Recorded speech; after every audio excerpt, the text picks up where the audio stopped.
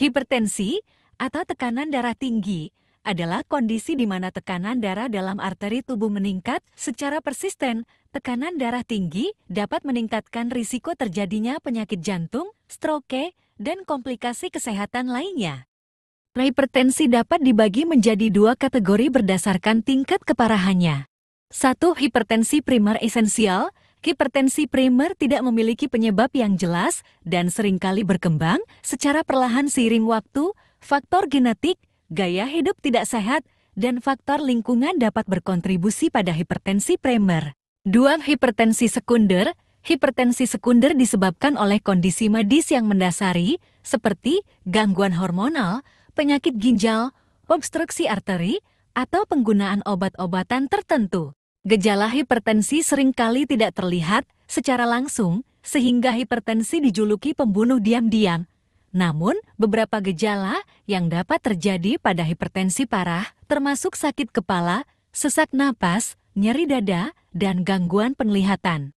Pengelolaan hipertensi melibatkan perubahan gaya hidup sehat dan penggunaan obat-obatan. Jika diperlukan, beberapa langkah pengelolaan hipertensi meliputi mengikuti pola makan sehat rendah garam dan lemak, berolahraga secara teratur, menjaga berat badan yang sehat, menghindari merokok dan konsumsi alkohol berlebihan, mengelola stres dan tidur yang cukup, mengonsumsi obat-obatan antihipertensi sesuai resep dokter. Beberapa penyebab umum hipertensi meliputi 1. Faktor genetik. Riwayat keluarga dengan hipertensi dapat meningkatkan risiko seseorang mengalami tekanan darah tinggi. 2. Gaya hidup tidak sehat. Konsumsi garam berlebihan. Asupan garam yang tinggi dapat menyebabkan retensi cairan dan peningkatan tekanan darah. Kurangnya aktivitas fisik, kurangnya olahraga, dan aktivitas fisik dapat menyebabkan penumpukan lemak dan peningkatan tekanan darah. Kebiasaan merokok dapat merusak pembuluh darah dan meningkatkan tekanan darah. Konsumsi alkohol berlebihan, minum alkohol secara berlebihan dapat meningkatkan tekanan darah. 3. Obesitas, kegemukan, atau obesitas seringkali terkait dengan peningkatan tekanan darah karena lemak berlebih dalam tubuh dapat memengaruhi fungsi pembuluh darah. 4. Stres kronis dapat memengaruhi tekanan darah dan kesehatan jantung secara keseluruhan. 5. Kondisi medis lainnya, gangguan hormonal, gangguan tiroid, atau adrenal dapat memengaruhi tekanan darah. Penyakit ginjal kronis dapat menyebabkan peningkatan tekanan darah. Obstruksi arteri, penyempitan arteri juga dapat menyebabkan hipertensi.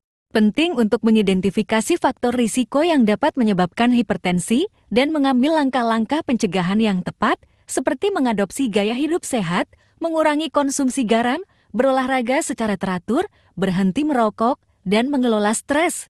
Beberapa opsi pengobatan untuk hipertensi meliputi 1. Obat antihipertensi, diuretik, membantu tubuh mengeluarkan kelebihan garam dan cairan melalui urin. ACE inhibitor, membantu melebarkan pembuluh darah dan menurunkan tekanan darah dengan menghambat enzim yang mempersempit pembuluh darah.